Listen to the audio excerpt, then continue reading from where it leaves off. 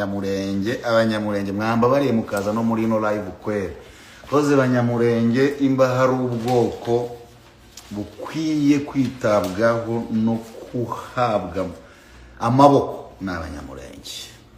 Lekana nawo bashenzi nta critical thinking bagira. Okay,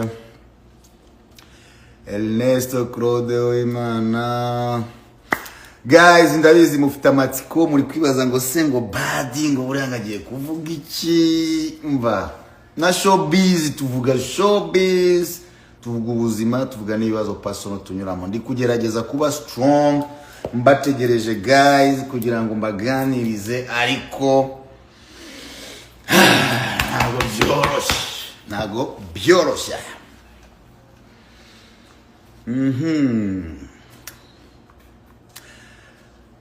Harucheka icyo naba ngiye kuvuga aracya icyo nkeneye kuvuga, cyangwa ejo nabandikiye mbabwira ko mazige bro mbayeho nabi pe, mbayeho nabi uhangana n'ibitekerezo, kuko ndabizi ko abanyarwanda benshi turashonje, dufite inzara nyinshi. Mwavuze ngo abayeho nabi disi umuntu atekereza inzara, kandi ndabyumva ntago aretse tuba twarabyihamagariye, ariko mbayeho nabi kubw'ibitekerezo n'ibyo mbona, ibyo numva, ibyo nkorerwa, and no kugira ngo ngira amahitamo mazima cyangwa se meza. I really wanna have a right choice. Niyo mpamvu ndi hano kugira ngo nshuti zanjye bavandimwe tuganire, mumbwire, mungire inama uko tuberaho, kugirana inama, tuberaho kubakana, gufashanya,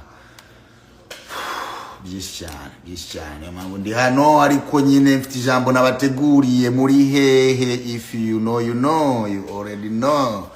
You better be strong of what? Lock up. Okay. Long time brother, ugarutse Rwanda ryari? Rwanda biri mu mipango yanjye. I'm coming to you guys. Keep on saying the truth, that's all. Urakoze cyane, ayo niyo nayo mahitamo yanjye y'ubuzima bwanjye bwose. You better be strong. Pole sana brother, God knows you. God knows everybody, and God loves us, and God ntagajya dukura ijisho uko byagenda kose. So the reason why uri kuvuga cyangwa upostinga ibyo upostinga biri guterwa n'ukuntu ubayeho. What do you think? Mbayeho gute? Ariko nk'uyu muntu uvuze nk'iri jambo, nk'ubu tumubwira ati nawe jya kuri live tureba aho wicaye, aho ukora, icyo ukora, ayo winjiza, turebe ko ufite credentials zo kuvuga icyo kintu, privilege zo kuvuga ngo umuntu kabayeho. Ariko buriya nta burwayi burenze nko kuba wafata umuntu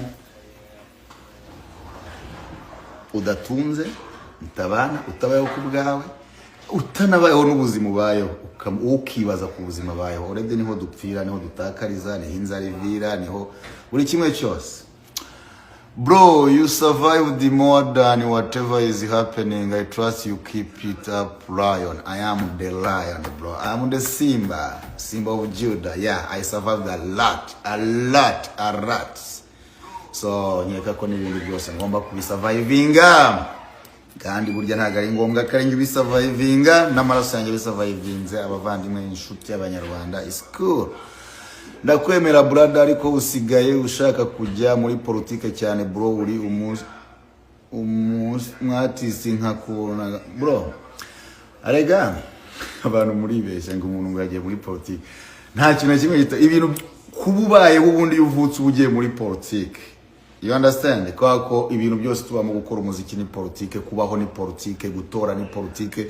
Umuntu hano wenda utaratora, utajya mu matora, wone navuga katajya no muri politike. Ariko imbutora buryo uri umunyepolitike, ukufata ibitekerezo by'umunyepolitike ukabitora ukabishyigikira, already mufatanyije politike. So politike, abantu bakoresha iryo jambo cyane cyane n'abantu bakunda manipulation, bakunda kumanipira abantu no kumvisha politike, agashaka kwereka kari nk'uburozi waburya cyangwa ari nk'ibindi bibazo. Ariko no, politike nicyo gihe nese wakunda igihugu cyawe gute udakora politike yacyo, utumva politike yacyo, utagi ibintu byose bikorwa na politike. No kugira ngo ujye kwishuri politike iba yakimwe ukajya kwishuri, so wigira kuri politike, wiga politike, you know what I mean? Kandi wigishwa n'abatozwa na politike, nibo baguha imirongo y'ibyizagenderaho, ibyo uzubaha, ibyo utazubaha. So icyo cyo muzagitsire mu mutwe wanyu rubyiruko, nshuti zanjye, ujye umenya ko politike n'ubuzima ubamo. Ntago politike ifite uwo isinyweho n'iki, hari abayikora, hari no kuyibamo. Nge sinkora politike, I'm not a politician. Sineze no kuzaba umunyepolitike. Ariko abanyepolitike ibyo bakora babikoreranye. Ibyo bavuga babivugiranye. Ni nayo mpamvu nanjye ngomba kumenya ibyo mwamvugiye nibyo cyangwa sibyo. Ibyo munkorera nibyo cyangwa sibyo. Kwa abanyepolitike bo noneho babikora nk'umwuga bo twatwarasinyanya amasezerano turasinyira hehe mu itegeko nshinga. So iyo umunyepolitike akoze ibidawe n'itegeko nshinga mfite uburenganzira 100% yo kumubwira sa mu byo twumvikanye mu bishinzwe ibyo ngibyo watandukiriye ko mu mategeko tugenga ntago birimo. Hari ubundi abanyepolitike bacu tubabaza ibyo bakoze bigenza gute, tubabariza he cyangwa tubaza tugendeye kuki.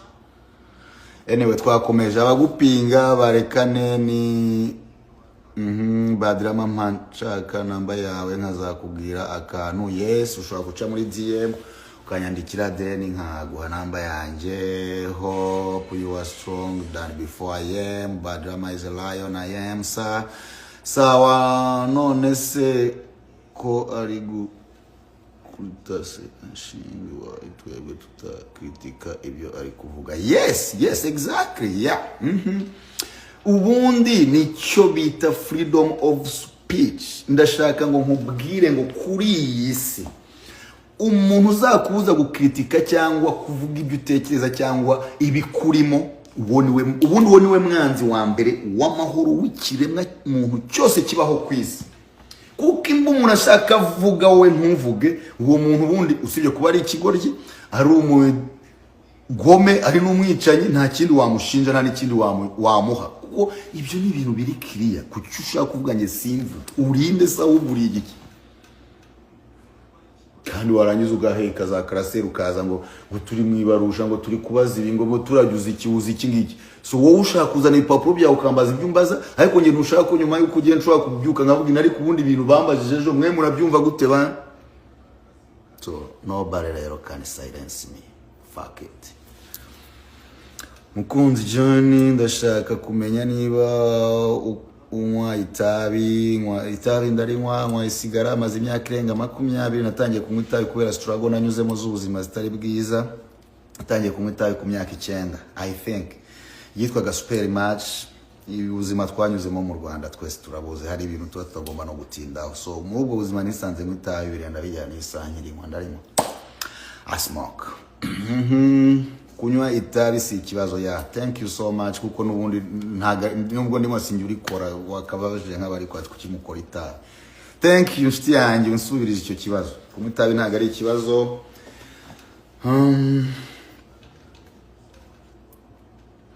Ariko wowe ikibazo cyawe ushyigikira ko FDLR itarandurwa u Rwanda n'inkuraho. Bro, ntago Badrama nashyigikira FPR kitaranga. FPR nta FPR nta FDLR byose mbibona kimwe. Ntago nashyigikira ko FDLR itarandurwa. Kimwe nk'undi mutwe wose we nambwira FDLR.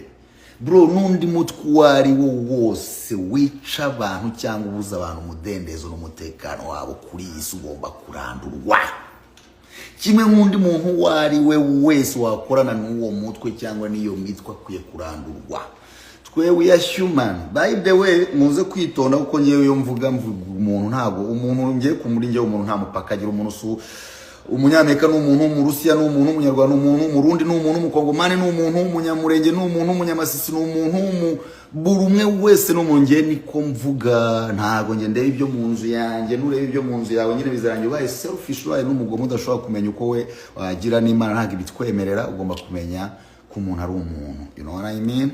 So ntago nanga FDLR irwanya, ahubwo irwanye te. Ahubwo se kurwanya FDLR ni ngaruka zindi bigira ku bantu. Ibyo bya FDLR wenda tuze kubizaho cyatugira iki. Ariko ntuvuga ngo nanone sinki cya ko FDLR itarwana, ahubwo nshobora kukubaza ngo ko leta yacu ivuga ko irwanya FDLR. Tumaze imyaka usibye na leta natwe ubwacu turi mu bahanganye na FDLR. Buri muntu wese ahangana na FDLR. Utaragira n'ingaruka za FDLR wenda ubwo abubona avuga katari n'umunyarwanda. Buri umwe azagira ingaruka za FDLR. Ahubwo tujye twibukiranye FDLR ari n'umutwe wakomotse mu ntera hamwe zo muri 1994 zica abanyarwanda. Twara abana. Genocide nge yabaye mfite imyaka 9. sibyo, ariko twarabibonye, twabinyuze, twabuze abantu barapfuye na n'isatu. It's crazy. Uwo mutwe uragenda ujya muri Kongo, twawukurikiye kuva 97. Twarashizo ntera hamwe mpaka Kinshasa, turazambutsa n'izigiye no murangura tujyayo, n'izigiye Central Africa tujyayo, turasizo FDLR. Kuva icyo gihe twarasa FDLR muri iyo myaka yose, nuko ngo twabirukanye mu Rwanda, turanabakurikira tujya no muri Kongo, kugera naho kugira ngo wenda icyo kintu ubanza ugitekerezo gikire mu mutwe ko urubyiruko nitwe dufite ikibazo kwa ko twigishijwe history n'amateka acuramye kubw'inyungu z'abantu runaka, kandi muri iki kiganiro utemera ko abantu bashobora kugucurika ubwonko kubera inyungu zabo, still n'ubundi wowe ntabwo tuba tuvugana, kuko ibyo ngibyo ngiye badi ndabyumva ndanabisobanukiwe, ntabwo ari ibintu ndenda gutangira abagabo ubwo abandi bakuha abagabo, you know. Tugera u Rwanda ubwarwo rufata igihugu cya Kongo, chef d'état major yari James Kabarebe. James Kabarebe ni umututsi witangiye, n'umunyarwanda witangiye guhagarika ubwicanyi no kwica intera hamwe aho yabiri hose. Nisa niyaryamye muri speech mwamubona, niyaje kutubwiriza mubona ibyo atubwira, n'ukwica FDLR uko byagenda kose. So uwo mu general twemera wabohoje u Rwanda akarukuramo Habyarimana n'ingabo ze, akajya muri Kongo agakuraho mu butu nizo ntera hamwe zose, yarangiza akayobora Kongo imyaka 5 ari ufite military forces, ari ufite igisirikare. Nukuvuga ngo icyo gihe yarayoboye kuva mu Rwanda kugera muri Kongo, ayobora imyaka yo yayoboye. Kabila barasara turasa baratwirukana, you feel me? Izo ni history Kabare batubwira, tumwigiraho nk'umupapa mukuru. Barataha abacengezi bagaruka mu majyaruguru y'igihugu. Iyo majyaruguru y'igihugu yo nari ngiye ubwanjye nayigiriyemo, nayo ndayizi. Abacengezi baricwa amajyaruguru y'igihugu, bakivamo basubira muri Kongo. Ubwo n'abarokotse tubakurikirana yo so. Kongo kuva yabafatwa n'abitwa ba Kabila, kuva kuri papa we kugera kuri Kabila son. Kongo yafunguriye u Rwanda imipaka mu buryo bwemewe n'amategeko mpuzamahanga.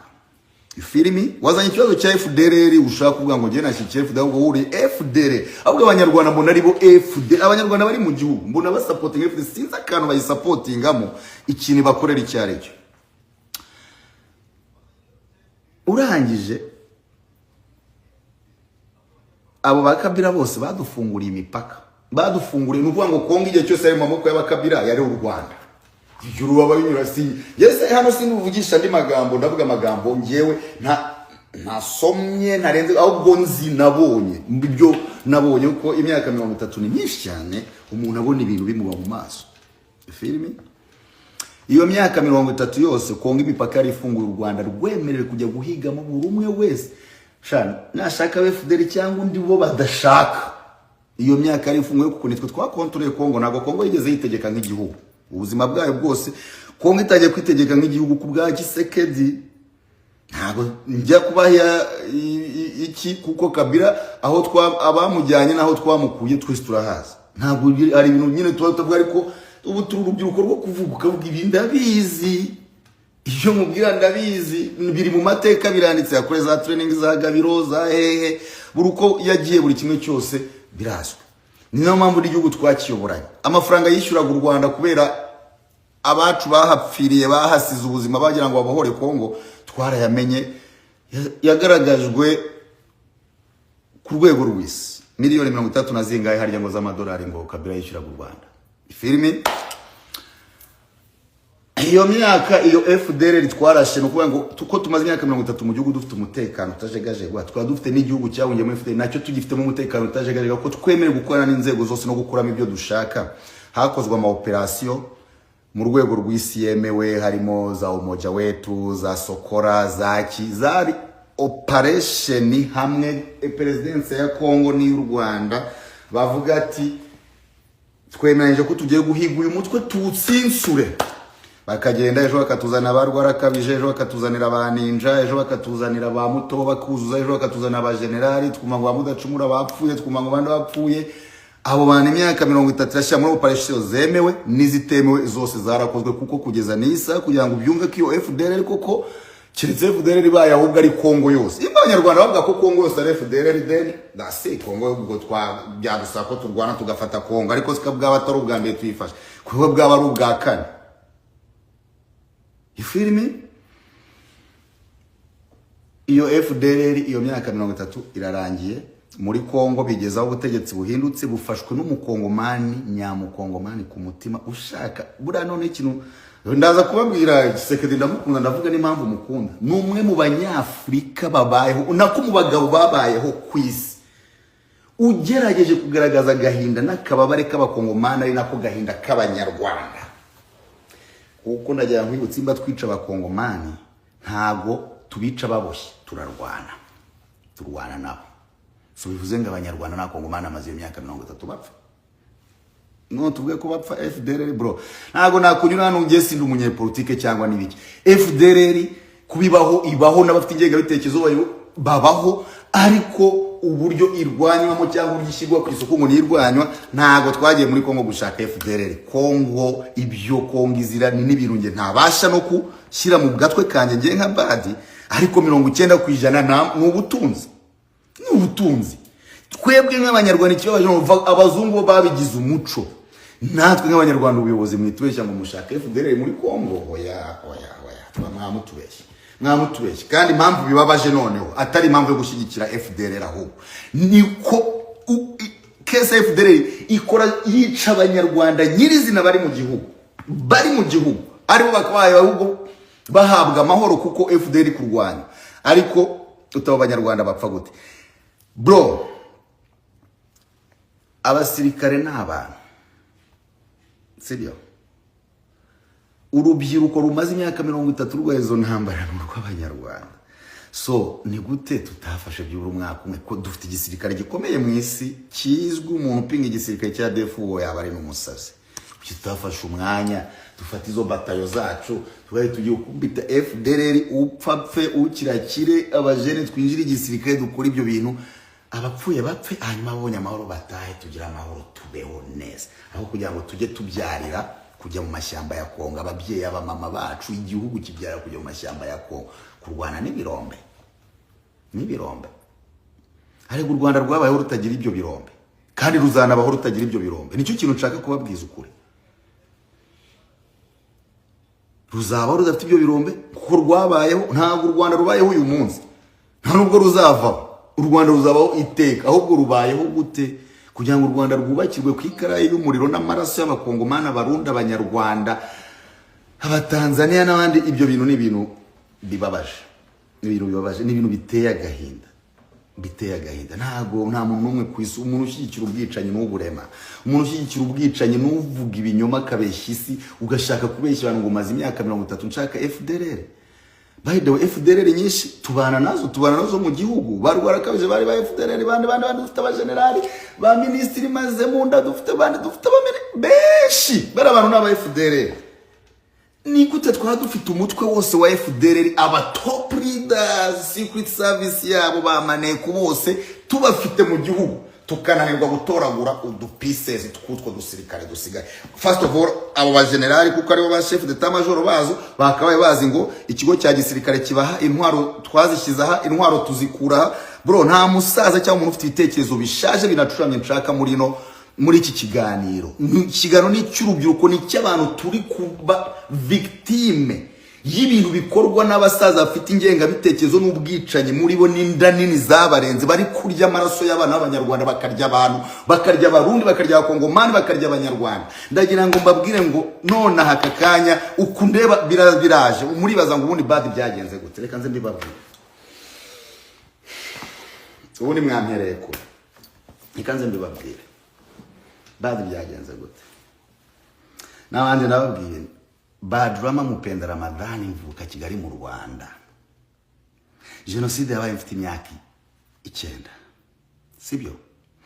Nakuriye mu gihugu cyanjye sinigeze nkivamo, usibye rimwe nisanze mu bikorwa byo binyambutsa n'imipaka muri ayo mashyamba. Ibyo byose muvuga nari ndi kumwe na FPR, ntago nari kumwe n'undi muntu wari wese, nubwo nari umwana, ariko nabaye muri ibyo bikorwa nk'abandi bana bose. Navuga ko twakoreshejwe ibintu by'ubugoryi bidafite 12 by'urwango gusa. Ariko bro, mujye mutandukana urwango n'abantu bura bakunda ubukire. Ntago nzi FPR uburyo ukunda ubukire cyangwa ukunda kubaho ku buryo itabona agaciro k'umuntu. bije ku bayobozi bacu. Agaciro k'umuntu nicyo kintu kigaragara nk'ikimonyo. Muzaho ukuntu badusyonyora, ukuntu badufunga, ukuntu batwica, ukuntu batugira ibiki, tugaceceka.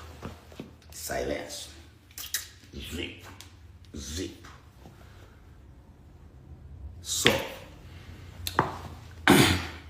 muri rusange kugira ngo ibyo ndi kugenda mvugaho ni ibintu n'ubundi buri wese azi, ntago ndi no kugira ngo prove cyangwa he prove, buri wese arabizi, turabiganira twese turi urubyiruko twirwamo. Arega igihugu cyacu najyambwe n'abayobozi nabo nshaka kuvuga uko ndabizi murimo hano babandi ngo bashinzwe ngo kubita abana amafuni ngo umutekano, uwo mutekano w'igihugu ushaka kubita abanyoko basko banyu babyara bawe amafuni, uwo mutekano kumariki washyize ifuni hasi ukabwira ugutuma gukubita umurifuni ukavuga ati ndakiye nanjye ahubwo nanjye muzayinkubite. Icyo ari nacyo bad yakoze. Ntago ngiye ngomba kubaho ntozwa kwica, kuvuga nabi, gutuka umuntu, kutagira ubwenge. Hamwe umuntu aza akakubwira ati tukabarundi kugeza ku rwego oya hamwe umuntu avuga ati tukabakongomani kugeza kugira ngo yishime, ahembwe, agende muri vewiti, hanyuma twebwe urabizi ko n'imitanga twayibuze. Na bisi zo kwitegera dukoresha n'amafaranga yacu nazo twaraziguze. Umuntu agahagarara hariya akambeshya ngo tukabakongomani kugira ngo yiba amabuye. Nanayiba ntanayazane ngo byibura nanjye wabatutse nigeho. Ahubwo ninabaza ati se ko tukenye kandi kariya kantu kabaye, gereza yabaye igipinga, yatutse leta, yatutse perezida. Perezida yabaye igihugu, nta gihugu tugira, igihugu ni perezida, right? Ibi byose bijya gutangira rero nkuko umuntu aba yaranyuze muri ibyo twabayeho, dutozwa kuba abayobozi bacu, ukunda igihugu, tubitozwa turi abana. Nakwita ko icyo gihe bitari ugutozwa, ni manipulation, kwa kuba bari bazi ibyo bategura kugira ngo tuzakure badukoresha iyo mirimo yabo y'ubwicanyi no kwangiza umubano n'amahanga n'inshuti n'abavandimwe. Tubaho tubyihanganira, abapfa barapfa, ibihugu turabitera izo zakonga, ibi byose mvuze izo ntambara zabaho tuzireba, biraba, tukihangana, ejo runaka kicwa, twabona ko nta muntu mu Rwanda ushobora kwica undi usibye leta yonyine. Icyo nongere nkigarukeho, mu gihugu cyacu, isi yose irabizi ko igihugu cyacu gifite umutekano uri intano, n'uwa mbere nkeka ko na Isiraheli, apana kumira ibisasu. Umutekano wa 101 umuntu umwe ku wundi mu gihugu cyacu urenze wa Amerika. Ngiye mba muri Amerika, nabaye muri Aziya, nabaye Dubai, nabaye muri Europe, nabaye everywhere. Umutekano w'igihugu cyacu n'imbere urenze undi wose wo kwisi. By the way, na technology surveillance cameras, uzajya ubona bira bikamera byo ku muhanda ntago babizaniye gusa jyasi ngo gufata tike y'imodoka, nubwo nabyo babikora mu bwujura bwo kwiba abantu, aho umuntu yandikira umuntu tike y'imodoka yango yisha umuntu ahubwo. Harimo zira kamera zina control iyo Kigali, zi control igihugu cyacu, which is good ku bantu babikoresha, babaye babikoresha nk'ibikorwa byiza byaba rero byitwa dufite umutekano mwiza, ariko bo babikora kuya manipulating, bana monitoring wo bashaka kwica, wo badashaka mu gihugu, badashaka kavuga icyo badashaka ko anyuranya nabo. You feel me? So ibyo bintu nakomeje kubana nabyo, mbana nabyo, tuvuga igihugu twarakibohoje, ariko tukibayemo turi imbohe, imiryango, amarira y'abapfakazi, y'imfubyi, ndagira ngo mbibutse ikintu kimwe nshuti yanjye. Ngiye badira muko ngiye mbyizera, kugira ngo ngiye kubona ko ngomba guhagarara nkarwana ku maraso y'umunyarwanda ware wese ukunda ukuri kandi ukeneye kubaho ntawe bafitanye ibibazo. Nukubera ko amarira y'abapfakazi ba mu gihugu cy'u Rwanda, bro, nibyo navugaga bya genocide. Twagize genocide itumarira abantu, ariko birababaje kuva muri 1994 kugeza uyu munsi wa 2025 imfubyi n'abapfakazi dufite nono byishwe natwe ubwacu nk'abanyarwanda, twebwe twiyiciye binyuze kandi mu nzira ya diplomasi ngo y'ubuyobozi, ngo ubuyobozi nguriya ngo nyine nguriya ngo ni ikigarasha agomba kwicwa, nguriya ngo agomba gupfa, agomba gupfa. Kandi ntaga abanyarwanda bapfa bazira iyo politike gusa, abanyarwanda bazira n'imitungo yabo, imitungo. Ubwo turaza kuza ku nkuru ya Kangondo, hari n'uwabuze nawe nshaka ko tunatabariza. Birakabije. Oh my goodness. Bro, kuba mu mahanga bikaba ikindi kintu. Mu gihugu ibintu bitubaho Bajama uri gukora amakosa. Nta kibazo Kasuku, reka nkora amakosa, wowe ayo bagukoresha noneho imbe nanjye wenda nazahanwa n'abanyarwanda, ariko we n'isi zaguhana kuko ukora violence y'abantu bro. Uri inshuti umuvandimwe Kasu. Ikibabaje nuko ibintu mvuga tubiganira twese mu gikari. Ibyo mvuga murabizi nyine. Nase Kasu mvuga ngo ibyo mvuga ntubizi, ntitubiganira se. Twese reka mbabwira ukuntu urubyiruko rw'u Rwanda tuganira by the way. Wenda umuyobozi uri hano utajyangwa turi ibigoryi ngo twaragiye koko nyene mwaratumanipiretinze mudufunga umunwa. Yes, ariko nandwi icyo dutinya ni ziriya mbunda, ni ziriya nyundo mufite, nari amashuka mwicisha bakizito, nibyo bintu nibyo dutinya no kuba n'amahanga ataranamenye exactly gereza tubamo. So turavuga tukaba abantu kuri twe nibo Mana nabo shitani, reka dutuze. Ariko ibi Kasuku ari kwandika ahangaha, Kasuku ari mu bantu ba mbere tuganira agavuga ati Kasuku nyine buri nubwo Kasuku I'm sorry kwako yes you are in comment utaza muri comments ne kumention ngaje ntago we bad, ariko you are here ushaka kwereka urubyiruko rw'u Rwanda ko we nguri ukotanira u Rwanda no uri kuroha abanyarwanda, uri kwicana n'abanyarwanda, wateye depression imiryango myinshi.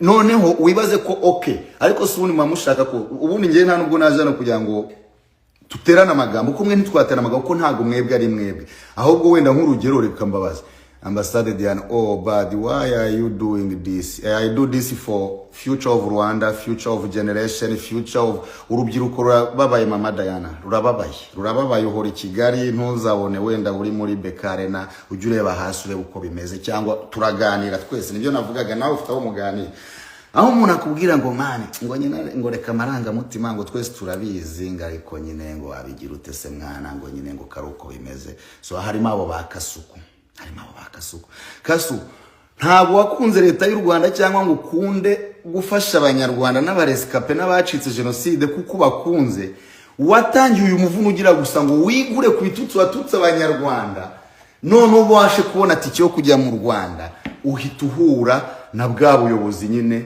budakorera abaturage ahubwo bwa mafia, ubwa buyobozi budasobanutse. Cya gipolisi kirakurekirita, ndabyibuka byose byakozwe mbireba, barakurekirita kugira ngo uze utuke abanyarwanda. Urabyumva neza, utangira akazi gutyo, ariko wowe uzi ukuri kwiyicwa ry'abanyarwanda ko none umwe munahabwa n'amakuru avuga ati tugiye kuniguriya nyine nitumara kumuniga mwatake biriya bigarasha ngo mubigenze gutya na gutya. Mwisabana bigarasha cyo bisekeje cyo kurangiye ntago uzabishobora Kasoya. Reka kubwire watu wamenyereye abantu numenyera badurama ntago wanyita ikigarasha bro, narwangira ikigarasha uri ikigarasha ahubwo uri n'igifobagana. The same time ngo umuntu warya amabyi wahabwa icyari cyo cyose ushire muri icyo gifu cyawe wica umuntu ware wese, wirirwa wica abanyarwanda buriya iri kuyobya ukavuga ibintu bitajyanye utuka abantu. Ubwo no gutera hamwe kwanza we uri n'interamwe ntuzongera no kugaruka imbere yanyu. Nta amusore kabisa, umuntu wese wica abantu uruboza bari intera hamwe. Uwo abari interamwe ngo ni interamwe z'ubundi bwoko ari umumama nabyumbanye, ni interamwe z'ubundi bwoko, izo nizo turi no kurwanya. You understand? Ngo kuje ngo ro kwigaragaza ngo uravugira igihe wavuze kujya ubona iki kigutwara mu Rwanda. Byanange rero waranasuye uzataha ureke kuvuga ubusa kuko ntacyo wowe ntukunda FPR nayo ntigukunda, igomba kugukoresha kuko at the end of the day ntago ari abanyarwanda bro. Ikibazo dufite ni FPR. Unkarabe nge nagukarabye umuntu nyine unagukarabye kera buriya rega nagukarabye utangiye gutuka abanyarwanda buriya tubana naragukarabye. Nese wagize ngo usigashaka so urankaraba nkara niyo bamujya mbona abantu bubahuka abandi muri ibintu bro. Nge ntabwo wanyuba ukarabubaza nawe urankaraba kugira ngo mbone isabune kugira umwana wanjye yige kugira mbeho no. Anyway icyo twagisimbutse yewe icyamagurukije nyuma y'ibyo byose nagerageje kuvuga utuntu mbaye nzi, utuntu nzi, ariko icyatumye none mvuga ngo enough is enough. Twese turi urubyiruko nkuko nabivuze, abantu turi hagati y'imyaka 10 kugera kuri 40 tuzira amakosa yakozwe nabo twakwise ngo nabarora umodongo n'abacunguzi bacu nibiki.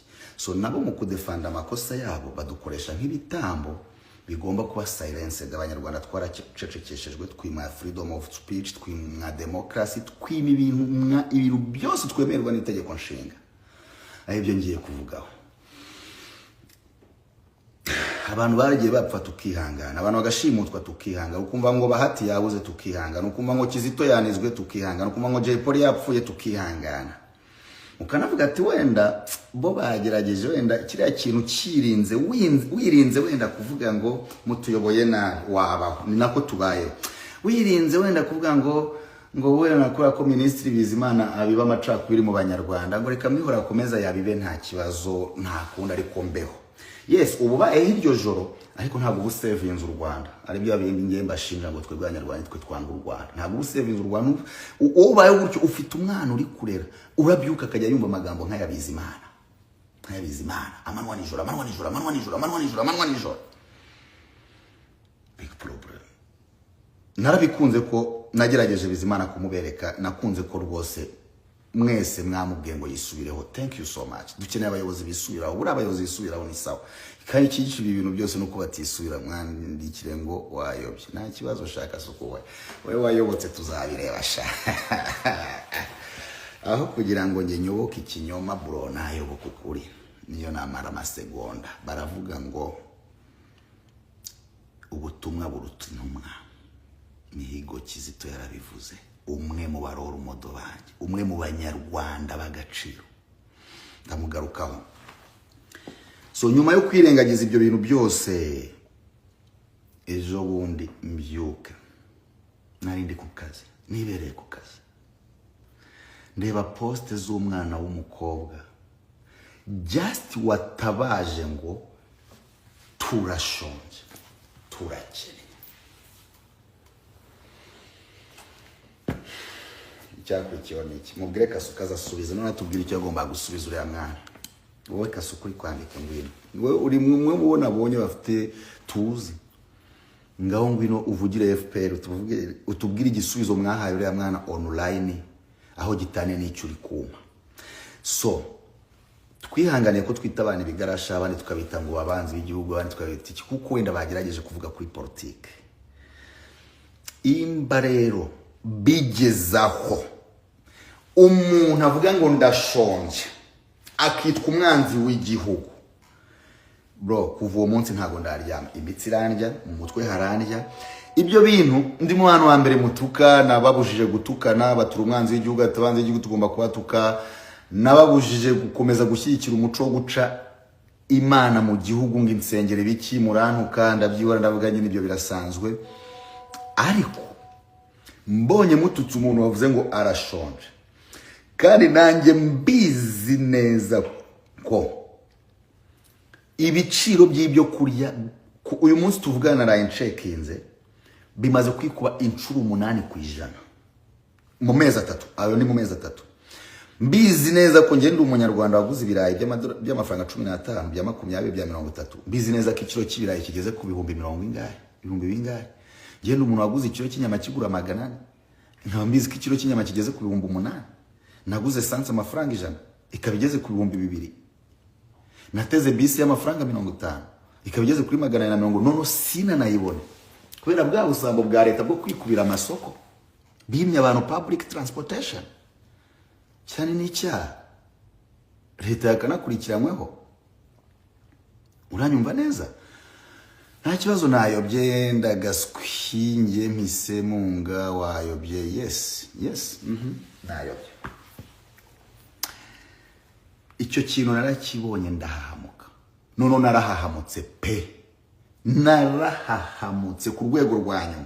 Naravuze yes, imba Abanyarwanda bapfa kubera ubutaka bwabo, bagapfa kubera ibitekerezo byabo, abandi bagapfa bazira imyanya bari no kurwana. Hari n'abapfa bari kurwana iyo myanya yabo yo hejuru iyo ngiyo, abandi bagapfa bavuga uburenganzira bwabo.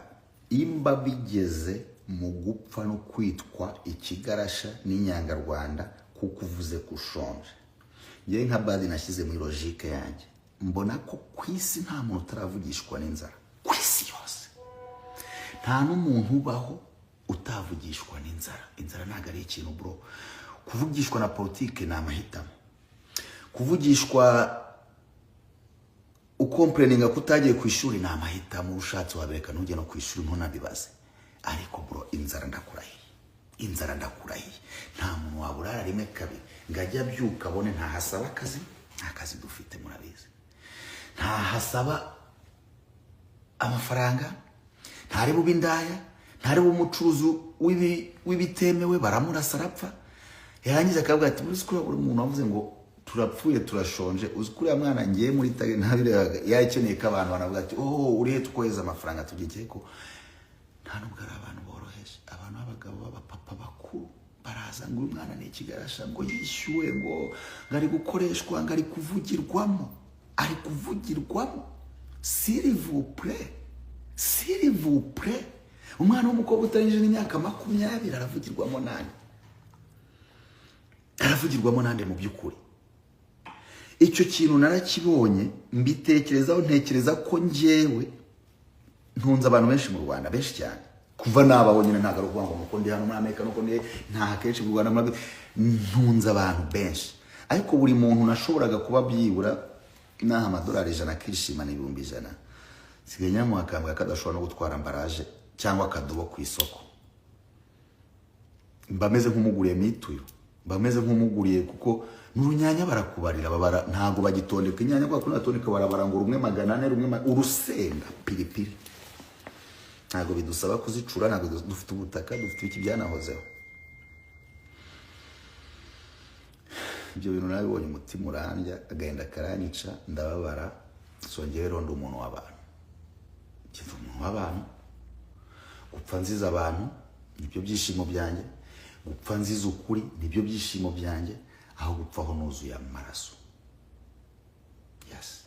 Yes. Nta maraso y'umuntu n'umwe nshaka zanjya mu biganza cyangwa zanjya mu mateka, kuko ibi dukora byose nta na kimwe gisibangana. Twese ejo tuzaba amateka, kuba amateka ni vuba cyane. N'ejo bundi abatuyoboye ufite imyaka myinshi nka 15 kugira ngo urugendo rwe rw'ubuzima burangire, kuko gusaza bibaho. Twe tukiri batoya za 30 za 40, natwe tubayeho ubuzima ngo bwo kuramba nta urenza 35 nyine. Amateka ejo ndazaba ari kuvuga kugira ngo amateka azamvuge ngo Badi yari cari ikigwara ngo abantu bakatwa amajosi abandi birukanwa mu byabo, Badi arareba oya, ahubwo nabivuga none ahangahigwa nkanicwa nkaruhuka. Uriya mwana w'umukobwa yarambabaje bro. Mbitekereza ndavuga aka kantu kari simoro kurenza ibyo twanyuzemo. Ariko icyakurikira kane ko kambaje navuze ko ikirakurikiyeho ubu ibakoze ikintu kitwa silence, nkuko nyine twe twarezwe na silence. Iki kirabaye mwana kibonye bats zip. Ndavuga Sasimba umwe wenyine abigerageje agahita aba silence, agatabarizwa kitwa ibiki kigiye gukurikiraho. Abantu bagiye gupfira mu mazu mindani bihishe. Umuntu hamwe arajyaga akabataho kugira ngo mvuge nitwa ikigarasha, nitwa mfe. Umuryango wari bwa ngo yaramaze kuba ikigarasha ngo n'interame giye gupfa. Abantu bagiye gupfa mazu naka kanya buri muntu akomanze ku muturanyi we ashobora kubona umuntu wapfushwe n'inzara, kandi ndabizi kejo nzamubona, ndabizi ko muri mu posting cyangwa hari uwahunze. Ndabizi kejo muri abo muntaginga, muri abantaginga nkimara kuva kuri no live. So bivuze ngo biranahari abantu bapfira mu mazu. Abandi akavuga ati nyine inzara iraniga aho kugira ngo mbibwire umuntu. Oya, ejo ni perezida wacu, perezida Kagame navuga gataho kugira ngo ngiye nkomeze nigwe nibi binyagwa by'abanyamahanga n'ibiki nibyo bavuga ati ndanigwa n'intambara ndarwana nabo. Nanjye aho kugira ngo nkomeze nigwe n'ijambo ry'ukuri ryo guhumuriza abababaye, nanigwa n'ubundi bwira. Umwana amaze kurira ibyakurikiyeho mwarabibonye, uko byagenze byose mwarabibonye. Uko bimeze birabireba, ntago ari ukuvuga ngo birabireba. Uko bimeze ubu navuga ngo ihangane, n'abandi bameze gutyo mwihangane. Nta nubwo navuga ngo upfa kuvuga barakwica barakugira gutyo. Yes, ahubwo ndi kwibwira umbano kugira ngo utekereze niki twakora kugira tugaburane hagati yacu, kugira ngo tuticwa, ko kubivuga no gupfa. Kandi gusonza byo uri bubashe kwikura ibyo mvuga byo iby'inzara dufite. None reka babwira urwego biriho na perezida wa Republika we ubwe ntago yabasha gukemura ikibazo cy'inzara dufite, kugira ngo n'ukumari n'ibintu birenze nyine. Niyo guverinoma yose yakwicara cyo kora byashoka bicaye bakabanza kiyambura umwenda wa FPR bambaye wajya ntibatekereza bakabanza gakunda abanyarwanda akavuga turabizi twararengere ariko none kadusasa inzoro katujye hasi dufatikanye n'aba bantu tubagabure tubigende gutya ibyo byo byashoka ariko mu rwego biriho FPR idafasha uwo mwanzuro nta wundi muntu ushobora guhagarika iyo nzara. Ntabwo mvuga ngo kuko badi bivuze mpagaritse iyo nzara kuko biragoye ko bari covering iyo nzara. Arega inzara mugomba kumenya ko ntabwo dufite ubutaka bwarumbye nta nubwo twabuze imvura. Igihugu cyacu gikora mafia nyinshi cyane kigakoresha twebwe n'umutungo wacu. Wajya no kubaza ugahita ubizira. Iyo mvuze ngo mafia ntumve ngo turi muri M23 nitwe M23 nubwo abanyamanga bavuga ngo dufasha nubwo na leta yatwemereka avuga ati yadukorana nabo ya ko nitwe dutraininga abarwana n'abana bacu abapfa n'abana bacu imbunda bafite nitwe tuzigura nk'abanyarwanda kuko ni imisoro yacu n'amaboko yacu ibyo turabiguze. So igihugu kiri mu ntambara rero kigomba kugira ubukene bw'urwego bukomeye usibye n'u Rwanda Uburusiya niyo mpamvu ubukennye niyo mpamvu ubukungu bwaguye ko buri mu ntambara. So umuyobozi kuza bakagusobanura akakubwira ibindi bintu by'ubugoryi abakubeshya akaje akavuga ati no dufunga umukanda kuko twiyemeje kurwanira ya ntambara kujya tuzayikuremo ibi ngibi so turi kuyinvestingamo. Tanakeka ko amafaranga yose Kagame yicaranye cyangwa FPR bayicanye mu mifuka yagize oya bari kuyashyira muri ibyo bikorwa byica abakongomani byicwa c'abarundi. Bivuze ngo nubwo uburaye ariko wakontribuwe mu kwica abakongomani wakontribuwe mu kwica abarundi wakontribuye mu kwica abanyamurenge n'abanyamasisi bababeshya ngo bari kubabohora babohora ibirombe. Maze kubona iyo muri uwo mukobwa narababaye mbitekerezaho ntabwo nahise mfata icyemezo nabitekerejeho biranga so naje gukora inyigo neza mbona ko imba bigeze none uko abantu bitwa ibigarasha n'iki kubera inzara igihe none kigeze ngo kugira ngo umuntu avuga uko navuze urakurikiraho ni mama urakurikiraho ni anti wanjye urakurikiraho n'umuhanzi wanjye urakurikiraho n'umubyinnyi wanjye urakurikiraho n'inshuti yanjye bose baraza gushaka kuko inzara irahari. Ikindi cya kabiri nibwo byayi nahise mbona ubwenge nyine nibwo nahise mbona none ikiri cya propaganda yubatswe mu banyarwanda uburyo ikora nibwo nahise mbibona nahise mvuga wow it is on this level umuntu claiming ibyo kurya mu gihe tubizi ko n'imfungwa abe ni za genocide turazigaburira interahamwe dufunze turazigaburira niyo zishonje ku magereza twumva ngo abagororwa ngo bigaragambije muri gereza kuki abagororwa bigaragambije muri gereza ngo babuze ibyo kurya nta numwe turita interahamwe cyangwa urende we baba banabifungiwe ariko tutarabifata nk'urwego rwo kurwanya igihugu. None umuturage uri mu gihugu usora ukora we ni uvuze ikibazo cyo gusonza agahita yitwa umuntu urwanya igihugu. Wow that's what's up. Nahise ndanavuga no ibi ntago ari ubuzima ngerageza kubaza abantu no kuganiriza abantu inshuti zanjye abo dukora n'abanyarwanda tuzaye ndabwira bro ibi bintu muri kubibona ngo badi turikora no gusubikora iki ntabwo asi ko ngiye numva ibintu nabivuga ko ngo badi maze igihe ngo wigira umuntu posting ibiki ntabwo ariko ibintu posting ya uzabikurikirane posting ibiha sinzi kubesha badi nta muntu wangura nta muntu wankoresha sinzi kubesha mvuga ibintu uko mbibona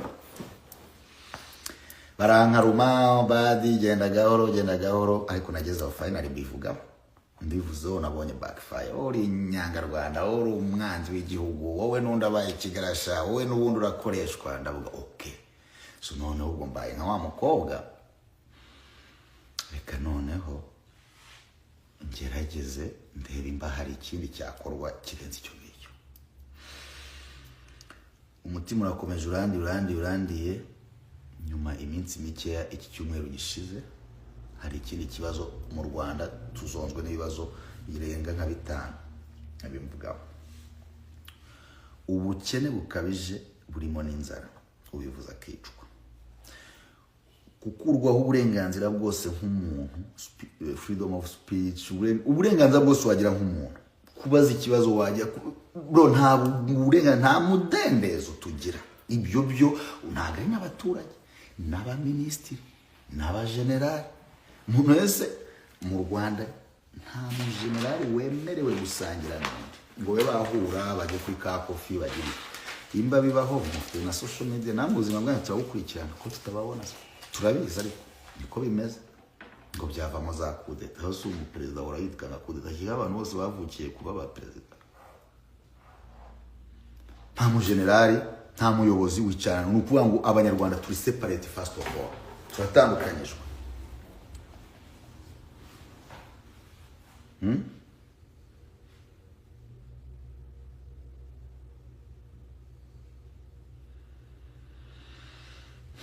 ibyo bintu bimaze kuba narabyutse nsoma indi nkuru umuhungu wabuze yitwa Ndeye brother wanjye wa Kangondo rufite leta yiba cyane yica abaturage ibaziza umutungo wabo bafite mu gihugu kandi ubona bagahita bitwa intera hamwe bagahita bitwa abarwanya igihugu ese mwababyeyi mwabapapa mwabana mwe iyo wumva ngo umuntu yaragiye gusura umwana ye ku ishuri ashimutwa n'abapolisi ngo yaburiwe irengero bikandikwa mu gihe abantu tugaceceka tukanavuga ati so mu gihugu y'umuntu ashimuswe tukumva ko tugomba guceceka kandi noneho exactly tuzi cyazira automatically na leta rekana nayibwira ubugoryi mukora imba warestinze umuntu wese wavuye muri Kangondo tuba tubizi kugiye kumwica Jean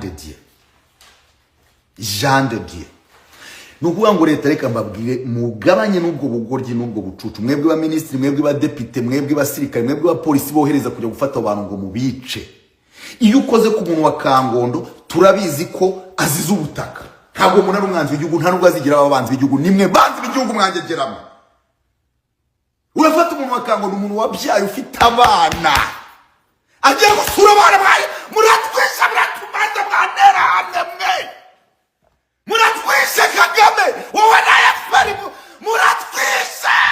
muratwisha muri ntera hamwe murapfuye isi yose ugomba kubona kagahinda mwagera hamwe mufashe abayidamage murabishe mufashe abatutsi bose mu gihugu murabishe mwishe abantu bose bavugira abanyarwanda mwantera hamwe mwese mukita abandi ntera hamwe izi bwakazi z'abagozi hano zivuga ngo nama ngo wasaze nimwe mwasaze mushyigikira intera hamwe ngo ni Kagame intera hamwe muri intera hamwe FPR muri intera hamwe z'ingurube zirya abana zikarya abakecuru zikarya Yesu we oh my God habe ikigege kizagira oh my God ngamaye amazi ku please give me some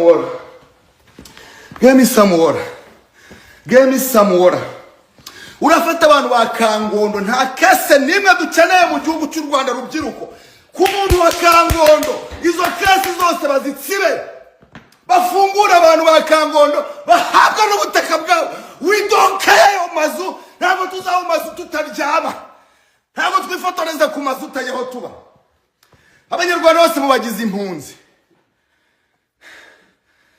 mubagize impunzi mubisi ntera hamwe ibibondo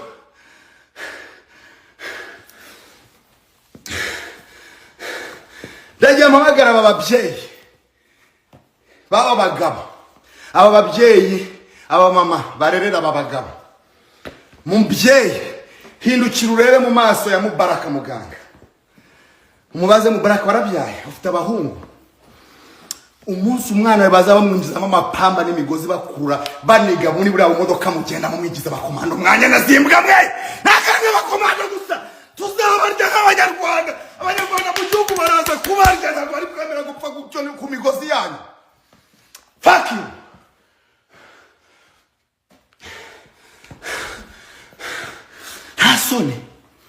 Hasoni fata Mubaraka uhindukire umubaze ufite abana b'abasore b'abajene umwana bamutwaye taxi voiture bakayirya akajya kubaza akarara muri safe yitwa intera hamwe safe izo nzanyu mufungiramo abantu wakwishima mbariza Mubaraka muganga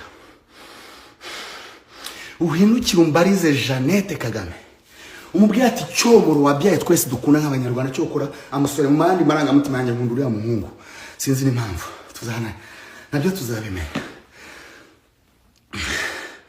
Wowe Jeannette ubaka kanya cyo murabaye Kizito wakwishima.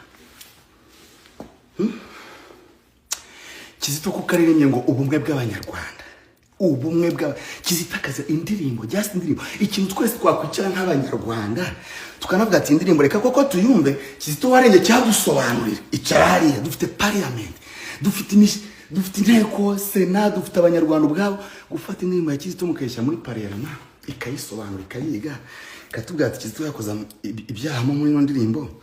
Ubucamanza bugakora akazi, nta bucamanza tugira, abacamanza baca urubanza bari kuri telefone. Tukora iki, tuvuga iki? Icyo gipinga ntukirekoresha, icyo gipinga baginga ni mwebwe, kinga ni mwebwe. Jane wakwishima.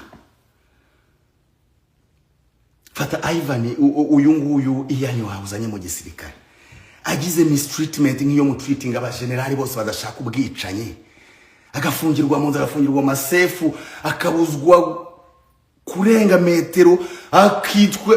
Wakwishima. Uri umubyeyi iyo wumva amarira ya mama Jay Polly, ya mama Kizito, ya mama uraryama ugasinzira ngo ndi ku buyobozi, uri gufite abana b'abasore. Nanjye kubaza Jano we baranagufunze already, ariko Jano abana bawe ndabaza abana bayatungana, muze ibyo papa wanyu akora, abana bafunga bamajosi. Nta gihugu kitemeye guhana abanyabyaha, ariko si ibyo byaha byakozwe. That's my problem.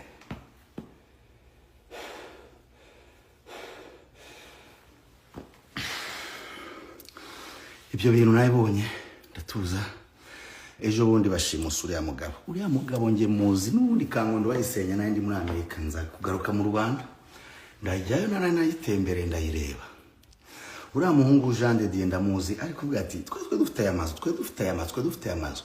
So barabitwaye, yagerageje kubasariye kumufunga umunwa, bamushyize muri za safe rooms, barakubise, bamutwaye biki byose hejuru y'ubutaka regatuyemo, bamwimuyemo. Nimumve ngo wenda yarari hanze ngaje gusaba ubutaka y'ubutaka bwe. Bigeze ku munota umuntu ava mu rugo iwe aje gusura abana be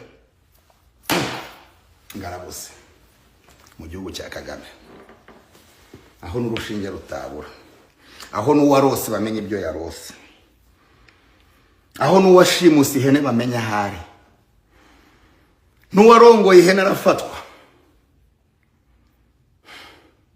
ari ihene itagira n'uyiburanira. So umuntu yashimuswe yabuze. Yes, nta kindi rwose icyo bakunda rega FPR yadutoje gusubiza abantu. You need medical assistance, you need whatever, it's all good.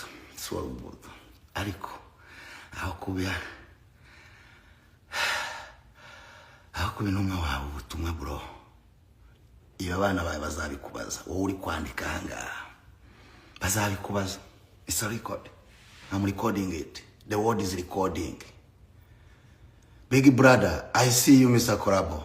This motherfucker Rwanda, they are killing us. We are all Rwandese, but they are killing us, bro. These people, this RPF, they are killing Burundian, they are killing Congolese, they are killing Uganda, they are killing Tanzanian. My guys, you guys open your eyes, save your country's borders. For us, we have nothing to do. This RPF, this Kagame, they kill us however we talk about this, but we really know you've been killing Congolese for 30 years. You've been inventing in Burundi, naka kanya dufite imitwe y'inyeshyamba turi gutraininga mu Rwanda yitwa Red Tabara. FPR kaza kutubwira ngo nono dutuka Abarundi. Guys, I know you can see I'm going through my brothers. You are guys, you are the only brother I have now, right now. Congolese, Burundians, Rwandese who is smart, but the chene kwasa relented and see people dying. Banyamurenge babeshwa, bakabeshwa n'ibigoryi nkabiriya mbona ngo uyu munyamurenge uvuga cyane wabaye na vice president ninde. Urusha abanyamurenge. Huh? Wow. Wow. I am crazy for peace. I will be crazy forever for peace. People should have a peace. People should have their right. People should have right to their own properties. And people should have freedom of speech. Who are you silencing people? Who are you?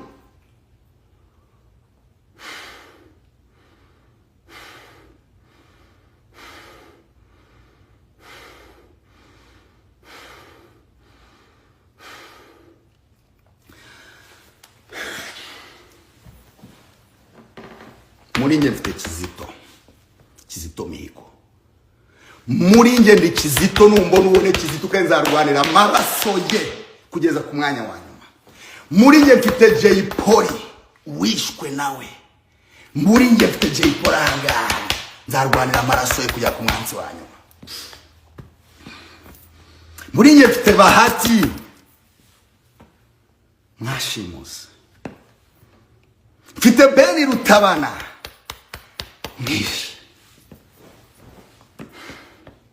kuva 1994 kugeza uyu munsi nibwo mu Rwanda dufite abapfakazi benshi. Abagabo babo bicwe muri gereza z'u Rwanda, muri make bishwe na leta y'u Rwanda. N'ubwa mbere dufite abapfakazi benshi, ntago ari imibare, statistics zirahari mugende mwishaka. Dufite abapfakazi benshi kurenza abo twagize muri genocide. Dufite imfubyi nyinshi kurenza izo twagize muri genocide. Dufite ababyeyi bamaze kubura abana babo benshi kurenza abo twagize muri genocide. Abana bo bicwa still na FPR, abagabo bicwa na FPR, ndetse n'abapfakazi n'abapfagore, kuko FPR ntagira abanura, nta mwana, nta ruhinja, nta mugore, nta mugabo, nta kimuga, nta mumyi. Naka kanya dufite umusazi FPR kuburana n'umusazi, umuntu ufite uburwayi bwo mu mutwe. Ntago ndi barafinda nkuko mubivuga, ngize n'amahirwe n'aba barafinda rwaye mu mutwe, turabizi.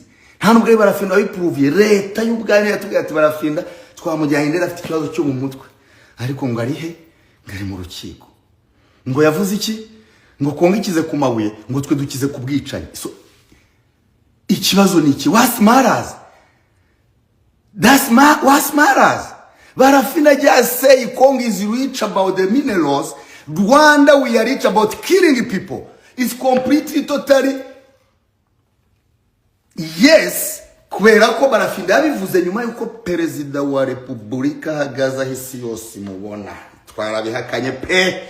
Bade nanya nashwanya n'abantu benshi mu tubari y'abakongomane, twarashwanya abarundi y'amujyane ntaga yitwaye muvane turwasi byo mumbwirane y'ikibana, kuko nabaganzi ko mfite icyo kizi Kigali.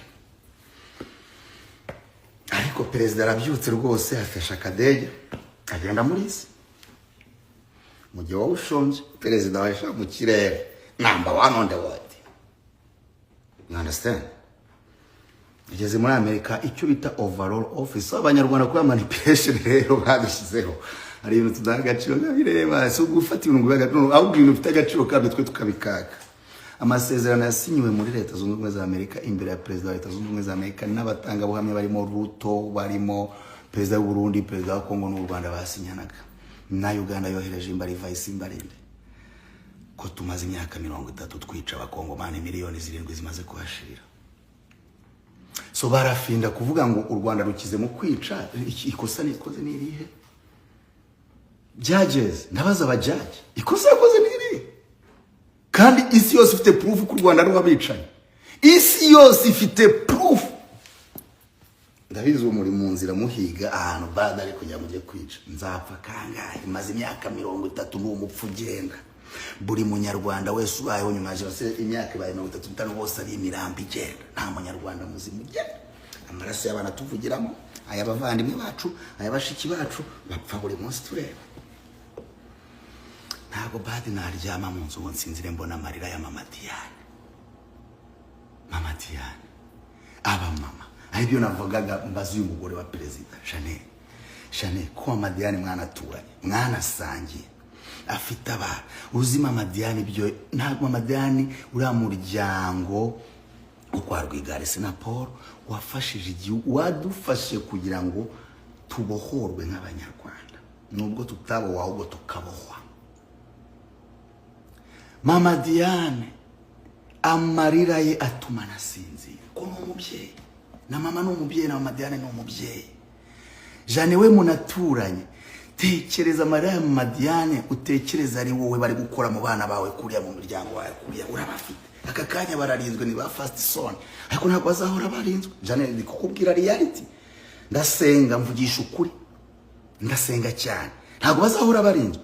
Ntagahora gahanze niko baca umugani n'abahabyara Imana bari barinzwe, n'abakadafi bari barinzwe, n'abamubutu bari barinzwe, n'aba Biden bari barinzwe. Ariko aka kanya ntabwo aba Biden tukibabona, tukubona ba Trump.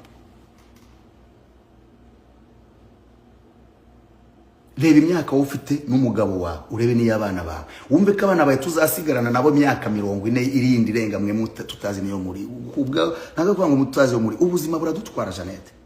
Ariko tekereza kuri aba bana, aba bamama babura abana babo. Utekereze none ikibazo sinaba, utekereza abo bana uburyo bicwa Janete, uburyo mwishe Kizito bose, uburyo mwishe Papa Diane Rwigara, murabizi. Iyo muri gukubita Diane mukaburabuza Diane, Jane reka nkubaze, ibaze Ange Kagame ari kuzamuka itexirwa, dore ko niho mwamugongeye twese twari mu mujyi wa Kigali twabibonye, ari kuzamuka itexirwa kumva ngo imodoka ikandagiye Kagame papa we aje kureba abana be babuze uko bakunda. Ubwo tuba ariko Kagame ni we Rwigara, ahubwo Rwigara ni perezida. Jane ndi kukwibariza, nana kibaza abana bawe Ange Kagame, nibaza Ivan, nibaza Ian, n'undi wese ukomoka kwa Kagame. Tuba ariko Kagame ari Rwigara ari kuzamuka, bamwohereje ikamyo y'uhoro irakandagiye. Imaze gukandagira, umwana we Ange Kagame ubwe arahigere, kuko Diane yageze ku murambo wa papa we. Arayibonye ko papa we yimba na accident ibaye agitera, agifite nakuka. Akabona ko kugira ngo papa we yitabweho, ashyizwe muri shitingi. Ibaza umugabo yaherukaga shitingi agifite imyaka nk'ibiri ngirango, kuko aho muryamye, aho muri byo muvugiraho niwe wabyubatse mu mutungo w'amafaranga ye, nta maraso y'abana nkweye. Ibaza gahinda Ange yagira icyo gihe abonye papa we Kagame bamuzinze muri shitingi, bagapakira torotoro bakajyana, bageza ngo mu bitaro bya polisi. Umukire nkurajya mu bitaro bya polisi gute? Umukire nkurajya mu bitaro bya n'urugero. Ngo tekereza Ange Kagame uko yazasigara, igikomere azafite Diane. Twumva igikomere cyawe nk'abanyarwanda. Ibyo bivuyeho, umwana w'umukobwa ati nge ndiyamamaza. Ese kwiyamamaza mu Rwanda bigize ikihe cyaha? Nese muzi ko bigize icyaha kugira ngo abantu bajye babizira? Batanze kandidatire za mugeta ngo ati bigarasha twayibonye, kwitanze kandidatire witushyirwa ahantu uzakurikirana, nko kuva u Rwanda rwa bagiye bazitanga, muzakurikirane muzasanga na Marara watswe hotel ejo bundi yarigeze atanga kandidatire. Nyine ujye wemera ibigoryi byene wanyu, ntago ubumba wanyemeraga aho guri ikigori. Kuki unyemera? Ntago nemera, ntago nkunda ikigoryi kinyemera.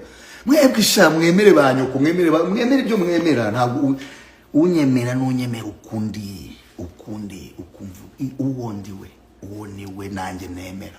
Nawe imbu nyemera kubwirange gusa, kubwaswa gazanjye, no. I follow my heart, I don't follow anybody's heart.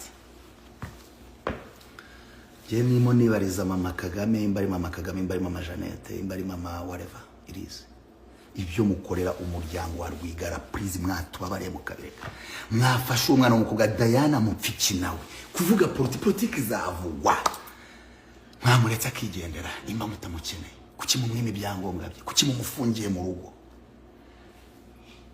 Uyo abanyarwanda bandi babye mwese b'abanyarwanda mwabyaye, reka mbabaze, iyo mubona mama Diane ari ruriya mu mama ko nta wasaba isabune, nta wasaba iki, mama Diane kadashaka kuba first lady, mama Diane kadashaka kuba ministry, mama Diane katigeze yicwa n'inzara, mama Diane ko yatunze igihugu kugira ngo ahubwo igihugu kimutunge. Iyo mubona mama Diane afite kariya gahinda, ngiye mbonye mama Diane exactly bitambona mama wanje ari kwira. Niyo mpamvu nafashe kuvuga ngo zifatanya n'imfubyi n'abapfakazi ba FPR yapfakaje, n'imfubyi FPR yakoze, zifatanya nazo mu gushaka ubutabera. Na mama wanjye agiye kuba umupfakazi, agiye kubura abana, agiye kugira iki. Biranababaje reka mbabwire, FPR manipulating n'uwo muvuka.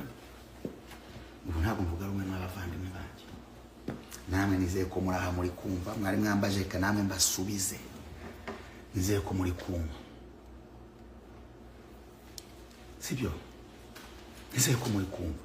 Nta politike tugira mu gihugu, umuntu ajya gukora politike gusa. Hari docteur amaze nk'umwaka no sinzi mba baramucecekeshe cyangwa baramwishe, sinibuka ni docteur inde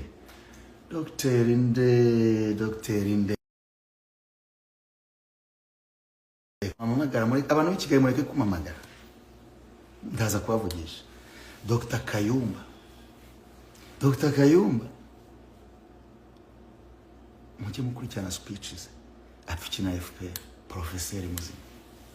Umuntu wese ugerageza nese muvuge ngo mugiye ku rwego rw'imwe ati mu Rwanda nta politiki haba, twe tuyobora gisirikare, ubijye nyine bibe bizwi, ariko mwidushuka mu muduci mu mudukorera za campaign, mutujyane no mu bikiri, mutubwe ngo dufite PL, ngo dufite whatever, umuntu abivuga abizire.